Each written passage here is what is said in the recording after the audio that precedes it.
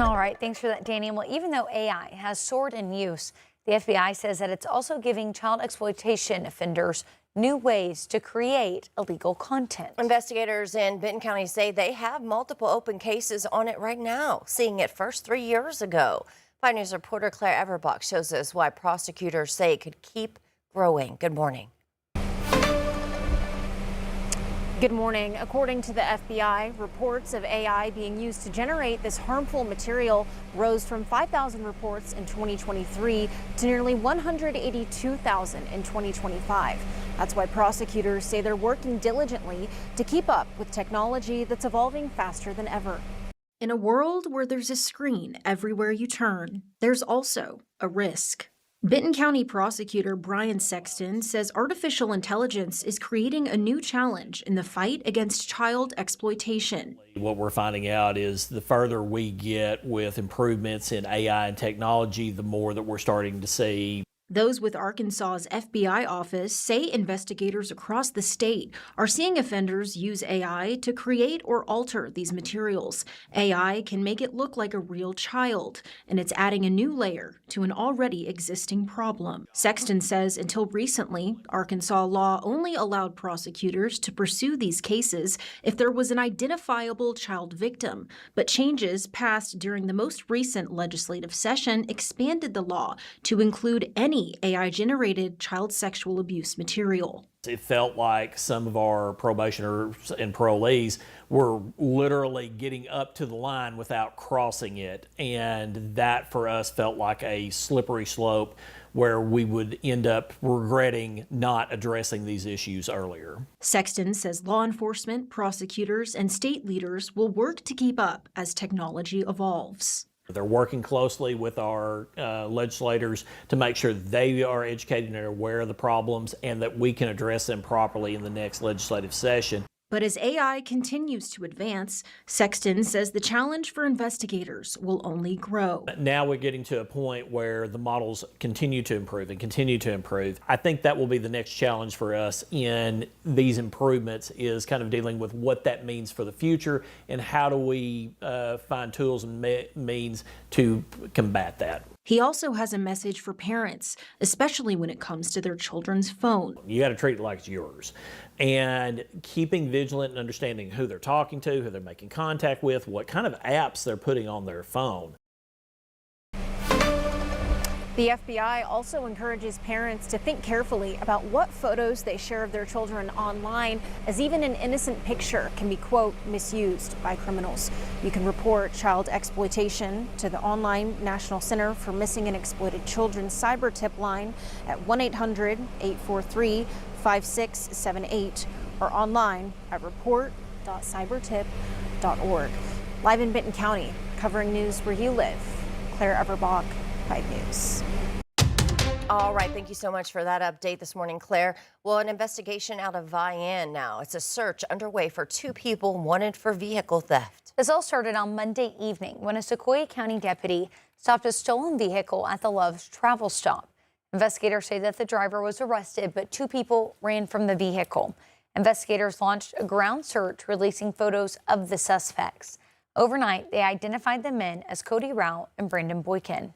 Originally, police released that all suspects were facing charges of a stolen vehicle and possession of heroin. Now, they have updated that last charge to possession of methamphetamine. Police say they do not believe that Roll or Boykin are armed, but they do believe they may try to steal a vehicle. If you have any information, you're urged to call 911. And today, Joseph Duggar is set to have a pretrial hearing in Florida where he is charged with child sex crimes. Duggar was arrested in March on a warrant out of Bay County. Investigators say he inappropriately touched a 9-year-old girl back in 2020. Duggar has pleaded not guilty. He and his counsel requested changes to 2 court orders, including one barring him from unsupervised contact with children under 18. A judge denied both motions last month. Now, Duggar and his wife Kendra are also facing charges of child endangerment and false imprisonment in Arkansas. They both have pleaded not guilty. Today, the Fayetteville City Council is set to consider 3 ordinances related to housing. The proposed changes to city code aim to support housing production and add flexibility for residential developments. Now, the ordinance would update the definition of a through lot and reduce the minimum lot width. Another would reduce the minimum number of parking spaces required at residential buildings. Tonight's meeting is an agenda session, so the soonest the council could vote would be next week. Meanwhile, the Fayetteville Planning Commission has approved a conditional use permit for a proposed 14-home development near Old Wire Road. But residents say that they wanted more answers about how the project could impact drainage before it moves forward. City staff recommended denying that CUP, saying that the proposal does not currently meet several city requirements. And we spoke with one man who lives nearby who says 80% of the site is within a floodplain. This is the lowest elevation spot in the whole neighborhood. So all of the water funnels down here and it's high risk.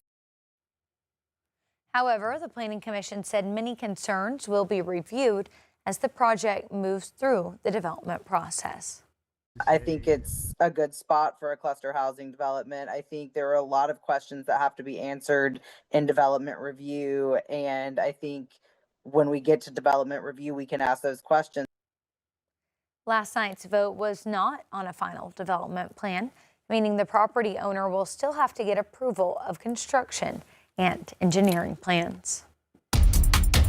Well, now to a major update in a lawsuit that's been happening for more than 2 decades. Oklahoma reached a settlement with poultry companies who were found liable for polluting the Illinois River watershed. Tyson Foods and 5 other poultry companies were found liable back in December for knowing that their growers were using fertilizer that polluted the watershed.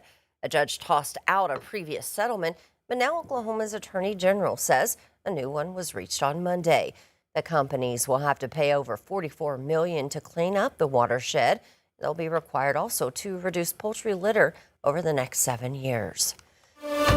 Arkansas Governor Sarah Huckabee Sanders is set to visit Europe next week for her annual trade mission. She says plans to visit the UK, Belgium, and Ireland. The trip is scheduled to last from this coming Sunday to next Friday. Sanders will again represent Arkansas in an overseas air show, which she said has helped secure investments in the past. The governor will also appear at multiple panels, as well as meeting with companies like Lockheed Martin and General Dynamics.